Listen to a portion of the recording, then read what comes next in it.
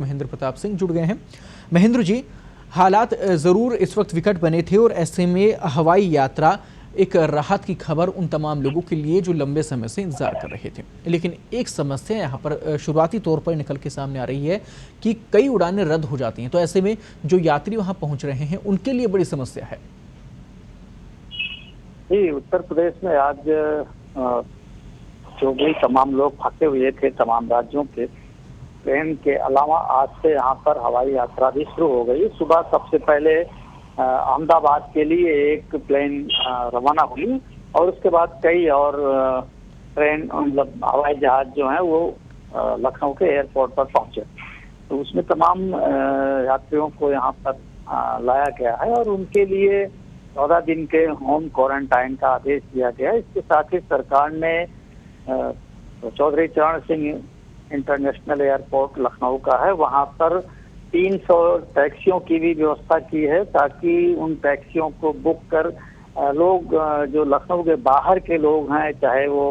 पूर्वांचल के गोरखपुर के रहने वाले हों, बनारस के रहने वाले हों या उत्तर प्रदेश के किसी अन्य हिस्से के हों, तो वो वहां पर टैक्सियों को बुक करके जा सकते हैं। हालांकि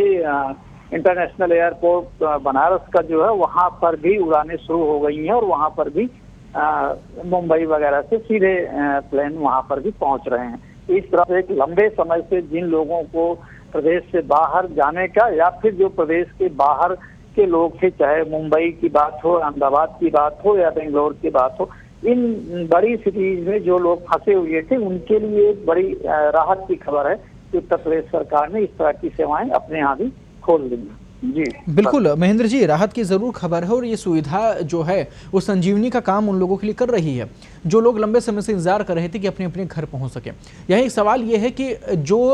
हवाई सफ़र के लिए जो लोग निकल रहे हैं, एयरपोर्ट तक पहुंच रहे हैं और ऐसे में अगर प्लेन रद्द हो जाता है, हवाई जो शिफ्ट उस दिन की रही, जो भी प्लेन का टाइमिंग रहा वो अगर रद्द कर दी जाती है तो उन यात्रियों के लिए बड़ी चुनौती इस वक्त बन रही है, क्योंकि उन्हें परमिशन लेकर वहां तक पहुंचना होता है, तमाम कागज पत्र बनते हैं, उसके बाद में वो वहां तक पहुंचते हैं। तो ऐसे में हवाई यात्रा उस दिन की कैंसिल हो जाए तो ये इस वक्त चुनौती बनी हुई है, लोगों तक डिटेल्स नहीं पहुंच रही, जानकारी नहीं पहुंच रही। जी,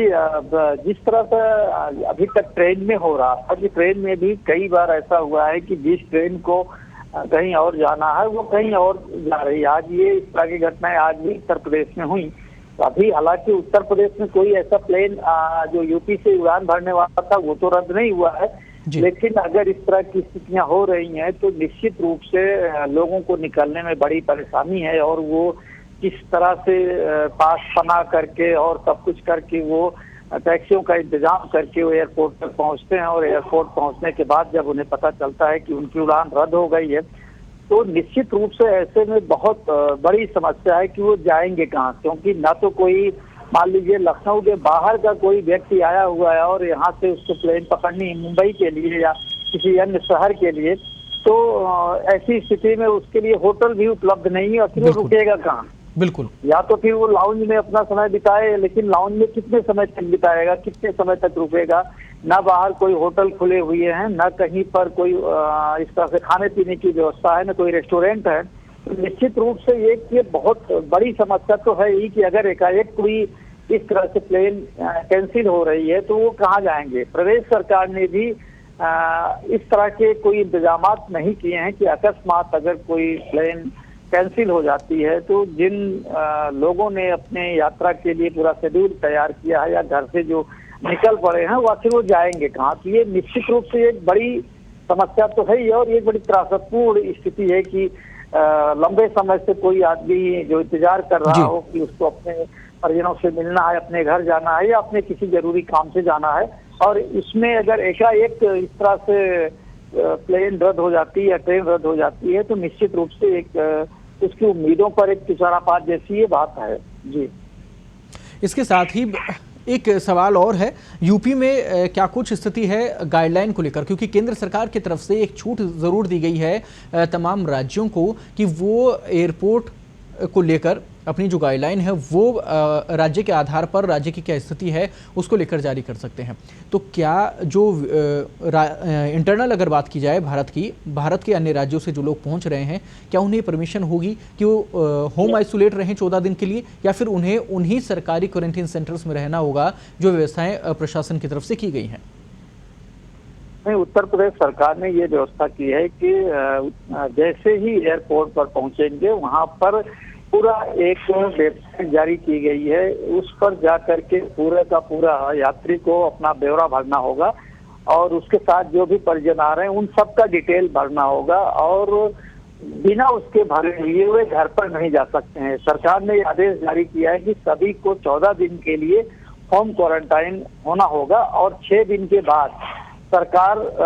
की तरफ से जो लोग होंगे वो उन एड्रेसों पर जा करके उनका पूरा जायजा लेंगे कि उन्हें कोई दिक्कत तो नहीं है, उनमें कोई कोरोना के लक्षण तो नहीं है। 6 दिन के बाद अगर ये पाया जाता है कि नहीं, उनमें इस तरह की कोई स्थिति नहीं है, तब उन्हें शहर कहीं निकलने की अनुमति होगी, लेकिन वो शहर के बाहर नहीं जाएंगे, बस अपनी घर में या दूसरे उससे इस तरह से गतिविधि शुरू कर सकते हैं, लेकिन उन्हें किसी और से मिलने की अनुमति नहीं होगी। तो एक तरह से 6 दिन का तो बहुत निगरानीपूर्ण एक स्थिति रखी गई है, तो उससे वो पूरी वेबसाइट के जरिए भी वो चेकिंग कर लेंगे और उनके पता चलता रहेगा कि कितने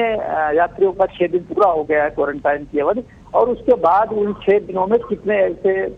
यात्री हैं जिनमें कोरोना के लक्षण पाए गए हैं। तो ये उत्तर प्रदेश सरकार ने अपनी तरफ से एक ये व्यवस्था की है, तो जिससे वो पूरा का पूरा उनके ऊपर ये कंट्रोल रख सकते हैं। जी, महत्वपूर्ण है, इस प्रकार की जो दिशा निर्देश हैं वो बेहद ज़रूरी हैं ताकि जो मैनेजमेंट है वो लगातार बना रहे और किसी भी प्रकार की गफलत यहाँ पर सामने ना आ पाए। बहुत बहुत धन्यवाद।